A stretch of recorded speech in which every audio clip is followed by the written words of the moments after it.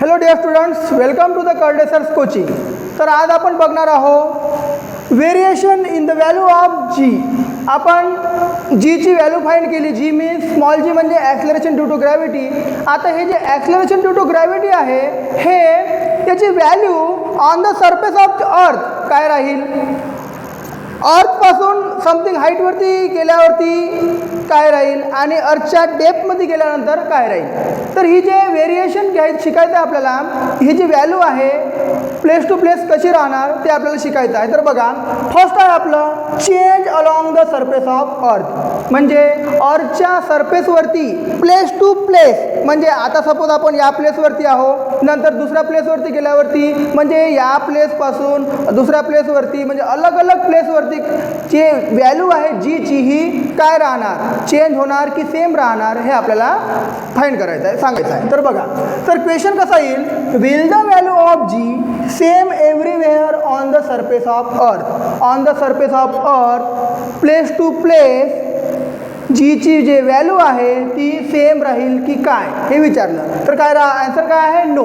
On the surface of अर्थ value of G place to place is not same, is not same. ती value same राहणार नाही. तर मग का बरं, तर यामागचं रिझन आहे जे अर्थचा शेप आहे, जो अर्थचा शेप आहे तो अर्थचा शेप एक्झॅक्टली स्पेरिकल नाही आहे. तो जो अर्थचा शेप आहे तो असा गोल नाही आहे.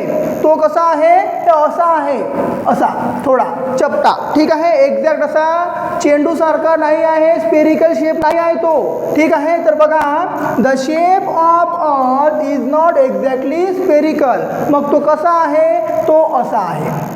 कसा आहे, अशा शेपचा जो अर्थ आहे. तर बघा, अर्थ कशी आहे बघा, अशी वरतून कशी अशी फ्लॅट आहे, वरतून कशी अशी फ्लॅट म्हणजे अशी चपटी आहे, आणि साईडला कशी अशी बल्ज आहे, बल्ज अशी, ठीक आहे. तर साईडला काय झाली, अशी बल्ज झाली आणि वरतून काय झाली, अशी फ्लॅट झाली, ठीक आहे. तर बघा इकडे सेकंड पॉईंट काय म्हणते, ड्यू टू द रोटेशन. आता अर्थ काय आहे, अर्थ काय करून राहिली, रोटेशन करून राहिली. हां, त्यामुळे काय होतं, the earth bulge at equator and is flatter at pole.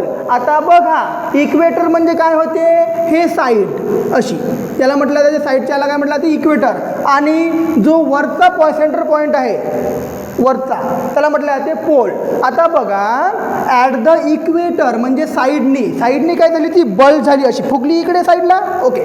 तर साईडला काय झाली, बल्ज झाली, आणि ॲट द इक्वेटर काय झाली, फ्लॅटर झाली, फ्लॅट चपटी झाली, चपटी, ओके. हां, तर असं म्हणू. त्यामुळे काय झालं बघा इकडे, ॲट द इक्वेटर बल्ज झाल्यामुळे इकडला स्पेस वाढला, साईडचा स्पेस वाढला. आता बघा, अर्थला काय होतं, सेंटर आहे, सेंटर.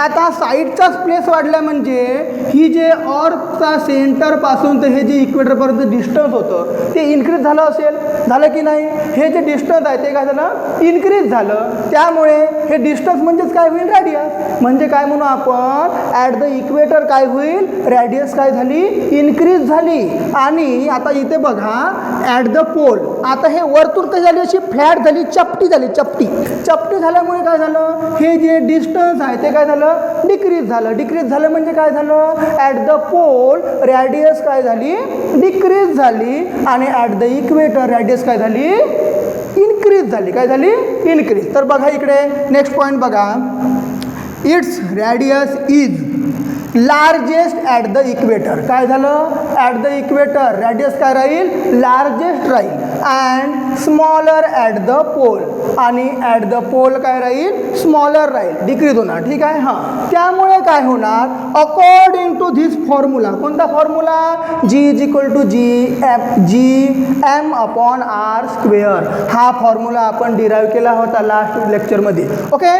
तर अकॉर्डिंग टू धिस फॉर्म्युला काय म्हणू आपण बघा, समजा ही जे आरची व्हॅल्यू आहे आरची व्हॅल्यू जर आपण डिक्रीज केली, आर कुठे आहे, डिनॉमिनेटरमध्ये आहे, जेव्हा कोणत्याही इक्वेशनमध्ये डिनॉमिनेटर जर डिक्रीज करू तर काय होते, हे जी व्हॅल्यू आहे ती काय होईल, इन्क्रीज होणार. का बरं, कारण की इन्व्हर्सली प्रपोर्शनल आहे.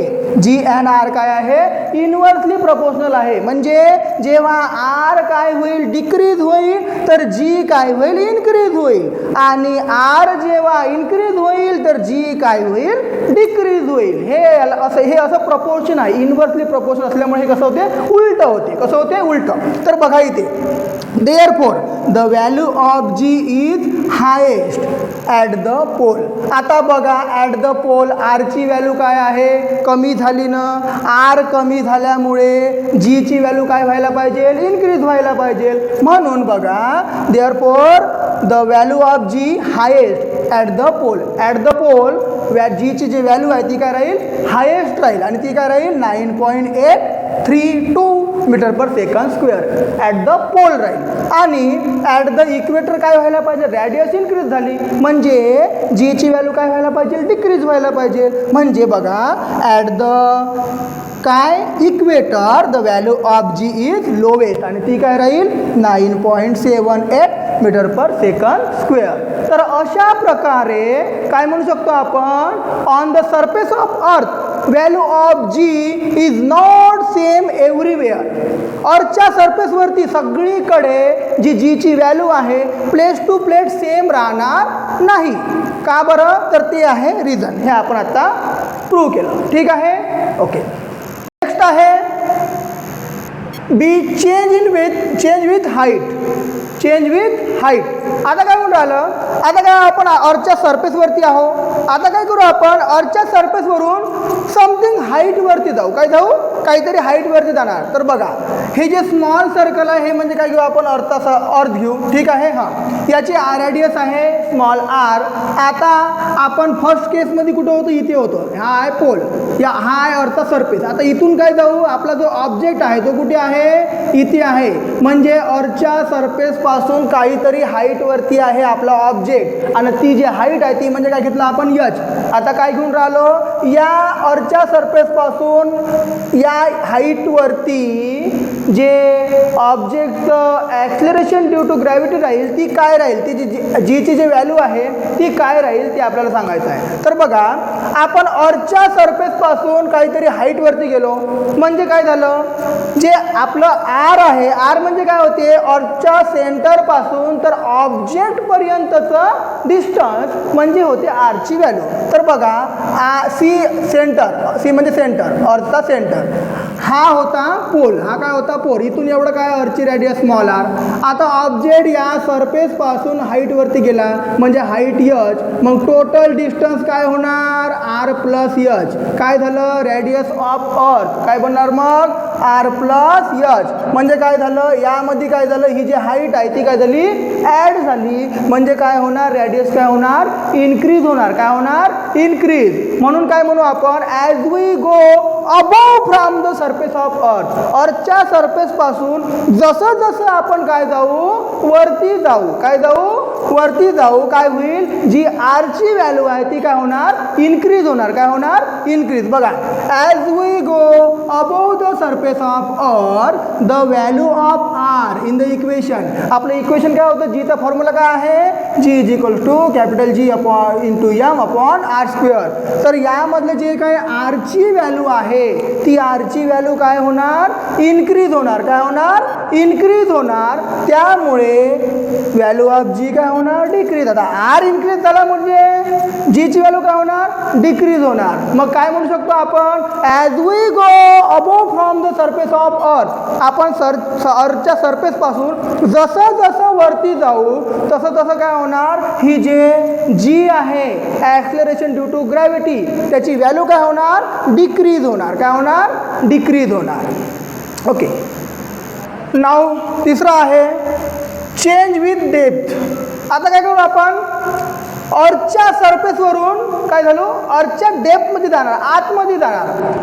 ठीक आहे. तर बघा, आता बघा, अर्थची जी रेडियस आहे ती काय आहे, ती काय आहे, अर्थची रेडियस काय आहे, कॅपिटल आर.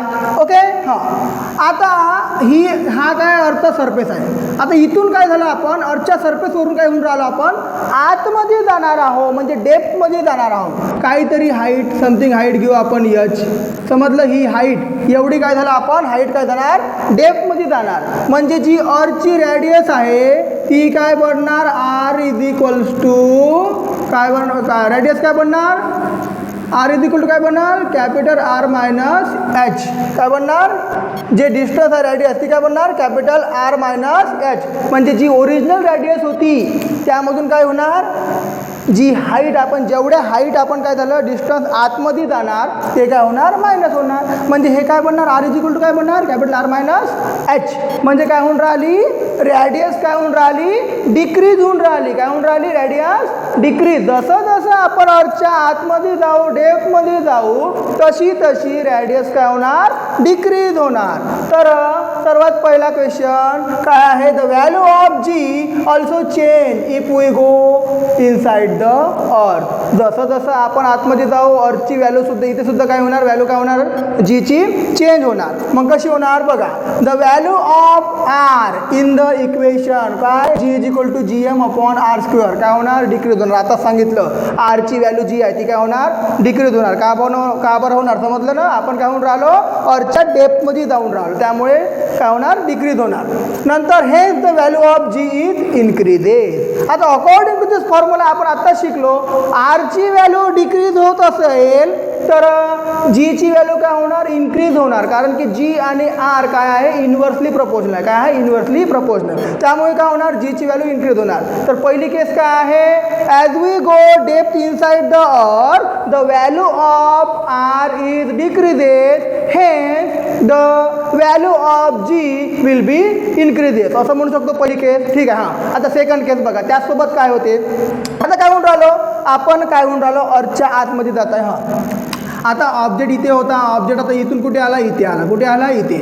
आता या ऑब्जेक्टसाठी अर्थचा सरफेस काय बनणार, हा बनणार. ठीक आहे. म्हणजे रेडियस काय आहे, इथून तर इथपर्यंत रेडियस डिक्रीज झाली. हा, आता जशी जशी रेडियस डिक्रीज होते तसं तसं जी व्हॅल्यू ऑफ एम आहे, एमची व्हॅल्यू म्हणजे मास ऑफ अर्थ, ते सुद्धा काय होणार, डिक्रीज होणार. कारण की आपण आतमध्ये जात आहे. तर काय होऊन राहिलं, व्हॅल्यू ऑफ एम हे काय होऊन राहिलं, डिक्रीज होऊन राहिलं. काय होऊन राहिलं, डिक्रीज. तर बघा इकडे, however the part of the earth which contributes towards the gravitational force felt by the object also decreases. काय होणार, जे पार्ट आहे अर्थचा पार्ट आतमध्ये जात असल्यामुळे तो काय होणार, कमी कमी होणार. असा काय सरफेस काय बनणार, आता ऑब्जेक्टसाठी सरफेस काय बनणार, अर्थचा हा बनणार. पहिले कोणता होता, ही एवढी मोठी अर्थ होती, आता हा सरफेस बनणार. ठीक आहे. त्यामुळे एमची व्हॅल्यू काय होणार, डिक्रीज होणार. Which means that the value of M is also decreases. काय होणार, एमची व्हॅल्यू काय होणार, डिक्रीज होणार. मग बघा, एमची व्हॅल्यू डिक्रीज होऊन राहिली म्हणजे according to this formula as a combined result the change in the R and M, आरची पण व्हॅल्यू चेंज झाली, एमची पण व्हॅल्यू चेंज झाली. ॲज ए दोघांचाही रिझल्ट कंबाईन करून आपण काय म्हणू शकतो, the value of G decreases as we go deep inside the अर्थ. म्हणून काय म्हणू शकतो, जसं जसं आपण अर्थच्या डेप्थमध्ये जाऊ म्हणजे आतमध्ये जाऊ तसं तसं काय होणार, अर्थची जे जीची व्हॅल्यू आहे ती काय होणार, डिक्रीज होणार. म्हणजे at the centre of earth जे जीची व्हॅल्यू आहे ती काय राहायला पाहिजे, झिरो राहील. काय राहणार, zero. Okay, at the centre of earth. तर असा क्वेश्चन तुम्हाला येईल. ठीक आहे. सायंटिफिक रिझन सांगा म्हणाल, तर हे आहे त्याचं scientific reason. As we go depth inside the earth the value of G is decreases, आणि हे त्याचं रिझन. Okay, thank you. तर आता आपण बघणार आहोत difference between mass and weight. Mass आणि वेट यांचं डिफरन्स. तर बघा, मास म्हणजे काय होतं, मास आणि वेट. तर मासचा पहिला पण बघा, मास म्हणजे काय होतं, the mass is the amount of matter present in an object. आता एखादी ऑब्जेक्ट आहे, एखादी वस्तू आहे. आता बघा, सपोज आपण ऑब्जेक्ट म्हणजे पेन घेऊ.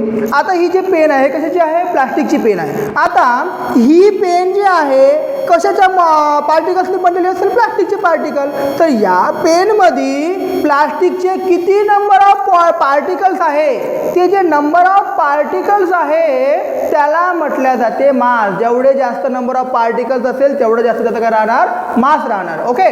तर मग मास म्हणजे काय होतं, mass is the amount of matter present in the object. आणि वेट मीन्स काय होतं, weight means weight of an object is defined as the force with which the attract the object. आता ग्रॅव्हिटेशनल फोर्स एखाद्या ऑब्जेक्टला जेवढा attract करेल तेवढं त्याचं काय राहील, तो जो फोर्स आहे ते काय राहील, त्याचं वालं वेट राहील. ते काय राहील, त्याचं वेट. म्हणजे the force with which attract the object means the force is nothing but the weight. Okay, असं म्हणू शकतो आपण.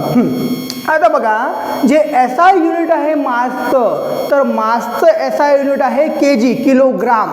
आणि वेटचं SI युनिट आहे, वेटचं SI युनिट काय आहे, न्यूटन. का बरं न्यूटन आहे, आपण हेच म्हटलं ना, फोर्स म्हणजे काय, वेट. आणि फोर्सचं SI युनिट काय आहे, न्यूटन. मग वेटचं SI युनिट काय राहणार आहे, Newton. Newton for capital N. ठीक आहे. हां, आता the value of mass same everywhere. जे मासची व्हॅल्यू आहे ते एव्हरीवेअर सगळीकडे काय राहणार आहे, सारखी राहणार आहे. आपण अर्थवरती आहो की मूनवरती आहो, अर्थवरती जी व्हॅल्यू असेल मासची तेवढीच व्हॅल्यू आपण जेव्हा मूनवरती जाऊ तेवढंच मास काय राहील, सेम राहील. म्हणजे अर्थवरती आणि मूनवरती त्या ऑब्जेक्टचं मास काय राहणार आहे, सेम राहणार. मग समजलं का, म्हणजे the value of mass same everywhere but the value of weight change place to place. वेटची व्हॅल्यू सेम राहणार नाही. सपोज आपलं अर्थवरती जे वेट आहे ती समथिंग वेट असेल 50 किलो 60 किलो, तर तेवढंच वेट काय मूनवरती राहणार नाही. समजलं का, जेवढं वेट अर्थवरती असेल आपलं तेवढंच वेट जेव्हा आपण मूनवरती जाऊ ते काय होणार, चेंज होणार. काय होणार, चेंज होणार, तेवढंच राहणार नाही. समजलं का. म्हणून म्हणू शकतो weight is change place to place आणि मास काय राहणार आहे, सेम राहणार. समजलं. ओके. नंतर बघा, मास जे आहे ते काय, scalar quantity. Mass is a scalar quantity and weight is a vector quantity. Mass is scalar quantity, weight is vector quantity. Okay. हां, आता बघा लास्ट पॉइंट आहे, higher the mass higher the movement of inertia. जेवढं जास्त mass असेल तेवढं जास्त काय राहणार, त्याचा मुवमेंट ऑफ इनर्शिया राहणार. ओके. आणि आपण काय म्हटलं आहे, वेट म्हणजेच काय होते, फोर्स. आपला वेट फोर्स म्हणजेच काय, वेट म्हणजे काय होते, फोर्स. आणि फोर्स इज इक्वल टू काय, फॉर्म्युला M×G.